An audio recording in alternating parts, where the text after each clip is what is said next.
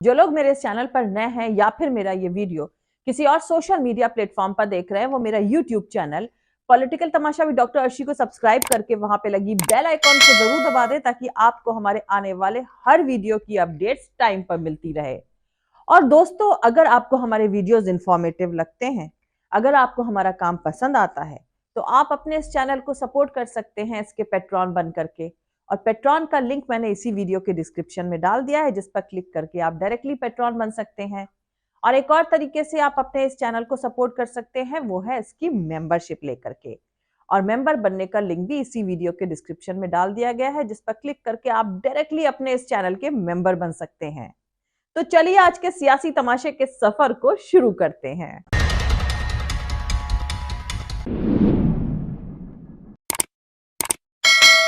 के लिए पत्रकार के पक्ष में देखिए, जब पूरी आजादी मिल जाएगी सबको, तो पत्रकार को जो अच्छा लगेगा वो लिखेगा, जो मन करेगा। विचार तो है पत्रकार, उस पर कोई नियंत्रण किया जाता है? आज तक हम कभी किए हैं? बोलिए। ये स्थानीय ये सब उनको अधिकार है उनको कुछ भी करने का। हम नहीं किसी के खिलाफ, गलत बात। अभी तो जो केंद्र में है वो गड़बड़ करके कुछ लोगों की कब्जा किए हुए इधर उधर कर रहा है। आप लोगों को नहीं पता है, हम तो बराबर बोलते हैं, हम तो आप लोगों का इज्जत करते हैं, लेकिन क्या करिएगा, हमसे कुछ पूछते हैं तो कुछ हल्का लिखिएगा। अब बाद में आपको कहेगा नहीं मत लिखो। ये सब क्या कीजिएगा? आजकल तो यही स्थिति हो गई है। हम आपके साथ जो लोग हैं, जी उन लोग को लगा होगा कि कुछ इधर उधर हो रहा है। हालांकि देखिए, हम किसी के खिलाफ नहीं। आप समझिए कि सबको जब आजाद पूरे के तौर पर आजादी कोई पत्रकार को मिलेगी, तो हर पत्रकार अपने अपने ढंग से जो उसको अच्छा लगेगा लिखेगा। सबको अपना अधिकार है। आजकल दोस्तों, जब भी कोई इवेंट करा जाता है तो लोग एक एंकर या अनाउंसर को किराए पर लेते हैं। उसका काम प्रोग्राम को ऑर्गेनाइजर के लिए, ऑर्गेनाइजर के मुताबिक चलाना होता है। किसकी तारीफ करनी है, किसे खारिज करना है, ये सब ऑर्गेनाइजर तय करके एंकर को पहले से ही दे देता है। एंकर सिर्फ अपनी खुश बयानी से उसे ऑडियंस को परोसता है। नए भारत में टीवी के एंकर्स भी वही काम करते हैं। वो जर्नलिस्ट नहीं है, सिर्फ उन्होंने पत्रकारों का भेष बनाया हुआ है। वो किराए पर लिए गए सिर्फ अनाउंसर भर हैं। फांसीवाद की तरफ बढ़ते वक्त में उनको पत्रकार कहना या उनके बायकॉट में डेमोक्रेटिक एरर ढूंढना हम सबकी नासमझी है। वैसे ऑपोजिशन ने इंडिया बनाकर सत्ता साइड और उसके एंकर्स और एंकराइंस को इतना मुश्किल काम दे दिया है कि हर दिन इंडिया के विरोध में नए नए इलॉजिकल तमाशे लाते हैं। पहले ईस्ट इंडिया कंपनी वाले इंडिया का हवाला दिया गया, फिर इंडिया नहीं भारत कहो का इलॉजिकल तमाशा किया गया। अब इंडिया को इंडी लिखा जा रहा है।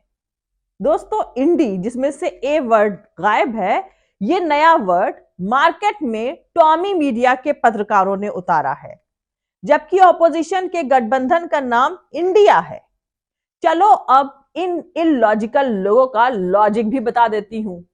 ये कह रहे हैं कि इंडिया में लास्ट के ए का मतलब अलायंस है, इसीलिए हम इंडी अलायंस बुला रहे हैं। अब इनसे कोई पूछे जरा कि एनडीए में भी ए का मतलब अलायंस है, फिर एनडीए को एनडी बुलाओ ना। बीजेपी में पी का मतलब पार्टी है, तो इसे बीजे पार्टी बुलाओ। दरअसल जब आईटी सेल से लेकर एएनआई तक सब फेल हो गए और ऑपोजिशन के तरफ से दिए गए नाम का कोई तोड़ नहीं निकाल सके, तो इंडी जिसमें से लास्ट में ए गायब है, उस वर्ड का इस्तेमाल खास तौर पर वो एंकर्स करने लगे जिनका ऑपोजिशन ने बायकॉट किया है। खैर, टीवी पर एंकर्स लगातार ये कह रहे हैं कि हम झुकेंगे नहीं, हम दबेंगे नहीं, लेकिन सच्चाई ये है कि 3 से 4 एंकर्स अपने अपने कॉन्टैक्ट का इस्तेमाल करके बायकॉट हटवाने की कोशिश कर रहे हैं। सुनने में आया है कि 3 से 4 एंकरों ने इंडिया गठबंधन के नेताओं को कांटेक्ट किया है कि ये बैन किसी तरह से हटाया जाए या फिर कुछ सिस्टम बनाया जाए ताकि काम ठीक से चलता रहे। 2 एंकरों ने एक पार्टी के एक युवा नेता को कांटेक्ट किया है और एक एंकर ने एक फॉर्मर मिनिस्टर को कांटेक्ट किया। एक एंकर का मैं आपको हिंट दे देती हूं, वो कांग्रेस के एक नेता की वजह से बड़ा एंकर बन पाया, वरना उससे कोई आज जानता भी ना होता। वैसे दोस्तों, कहा जाता है कि पत्रकारों को हमेशा सत्ता के खिलाफ रहना चाहिए। सत्ता यानी सरकार जो बताना चाहती है उसे बताने के उसके पास 100 तरीके मौजूद रहते हैं। अब पत्रकार का काम यह देखना होता है कि सरकार छुपाना क्या चाहती है। लेकिन इस दौर के पत्रकारों के ट्वीट पढ़िए, ऐसा लगता है जैसे सरकार की चरण वंदना कर रहे हैं। ऐसे ही पत्रकारों को सरकारी नचनिया कहा जाता है।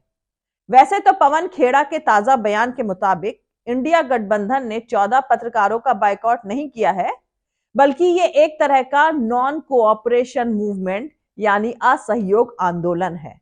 मसला खत्म हो जाना चाहिए, लेकिन एंकरों के बायकॉट का ऐलान सही हो या गलत, बेमतलब हो या बेहद जरूरी, सत्ता में मौजूद भारतीय जनता पार्टी पर तो भारी दबाव है ही। इसका असर उसके एक स्टेटमेंट पर है और इससे उसका लेवल समझा जा सकता है। पवन खेड़ा का ट्वीट भी दिखा था, जो अब नहीं दिख रहा है, पर खबर तो है ही। अब वीडियो भी आ गया है। इसके मुताबिक वो कह रहे हैं कि हमने किसी का बहिष्कार नहीं किया। कल अगर वो अपनी गलती मान लेते हैं तो हम उनके प्रोग्राम में फिर जाएंगे। We have not banned anyone, we have not boycotted anyone, we have not blacklisted anyone. This is a non-cooperation movement. We will not cooperate with anybody spreading hatred in the society. We are not stopping them from spreading hatred. You want to spread hatred? Go ahead, do it. You have a freedom to do it. We also have a freedom not to be partners in that crime. They are not our enemies. We do not hate any of these friends of ours in the media. They may have their compulsions. And nothing is permanent. If tomorrow they realize that what they were doing is not good for India, not good for the society, believe me, we are all together in this. We'll again start attending their shows. So do not call it a ban. Hindi में इसको हम सविनय अवज्ञा कह सकते हैं, इसको हम असहयोग आंदोलन कह सकते हैं। हम तो गांधीवादी तरीकों से सिर्फ अपने आप को उस रास्ते से अलग कर रहे हैं। अगर मैं एक रास्ते पे रोज चलता हूं और कोई मुझ पर कचरा फेंकता रहता है तो मैं अपना रास्ता बदलने की स्वतंत्रता रखता हूं। मैं सिर्फ वो स्वतंत्रता का को एक्सरसाइज कर रहा हूं, उसके अलावा और कुछ नहीं कर रहे हैं। तमाम दलों ने जो कि इंडिया अलायंस का हिस्सा है, उन सब ने सर्वसम्मति से माना कि ये रास्ता हमें अपना बदलना होगा। इस रास्ते पे चलकर हम इस पाप का भागीदार नहीं बनेंगे। इसलिए इसको आप बैन मत कहिए, इसको आप बॉयकॉट मत कहिए, इसको आप ब्लैकलिस्ट मत कहिए, ये सविनय अवज्ञा है।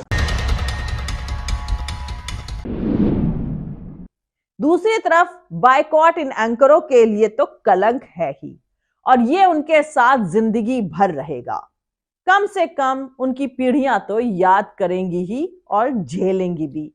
ऐसे में बीजेपी ने उनके बचाव में जो बयान जारी किया है वो भी कम शर्मिंदा करने वाला नहीं है। इसकी लैंग्वेज और इसका लेवल भी शर्मनाक है।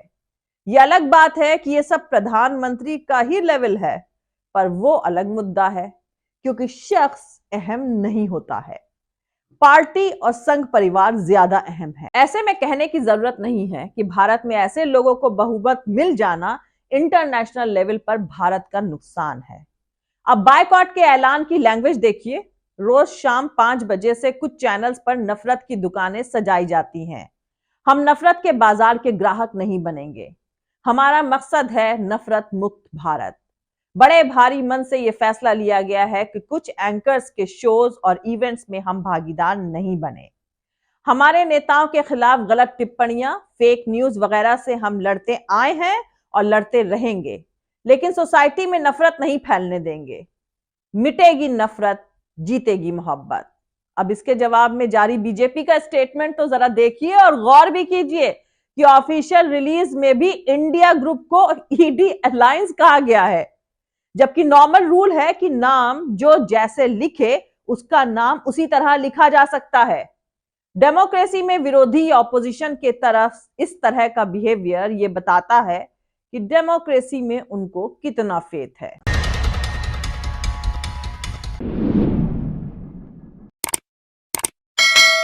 मिलते हैं अगले वीडियो में किसी दूसरे नए सियासी तमाशे के साथ। जय हिंद, सत्यमेव जयते, अल्लाह हाफिज। दोस्तों, हमारा पूरा वीडियो और दूसरे और वीडियोस देखने के लिए हमारा YouTube channel political Tamasha with doctor Arshi को सब्सक्राइब करके वहां पे लगी बेल आइकॉन को जरूर दबा दें, ताकि आपको हमारे आने वाले हर वीडियो की अपडेट्स टाइम पर मिलती रहे। और दोस्तों, अगर आपको हमारे वीडियोस इंफॉर्मेटिव लगते हैं, अगर आपको हमारा काम पसंद आता है, तो आप अपने इस चैनल को सपोर्ट कर सकते हैं इसके पेट्रॉन बन करके। पेट्रॉन कैसे बनते हैं, इसका लिंक मैंने इसी वीडियो के डिस्क्रिप्शन में डाल दिया है, जिस पर क्लिक करके आप पेट्रॉन बन सकते हैं। और एक और तरीके से आप अपने इस चैनल को सपोर्ट कर सकते हैं, वो है इसकी मेंबरशिप लेकर के। और मेंबर कैसे बनते हैं, इसका लिंक भी इसी वीडियो के डिस्क्रिप्शन में दिया गया है, जिस पर क्लिक करके आप डायरेक्टली अपने इस चैनल के मेंबर बन सकते हैं। और आप हमें फॉलो भी कर सकते हैं हमारे ट्विटर, इंस्टाग्राम, फेसबुक पेज और टिकटॉक पर। हमारा ट्विटर अकाउंट है @arshi Aziz Khan। Thank you, मिलते हैं अगले वीडियो में।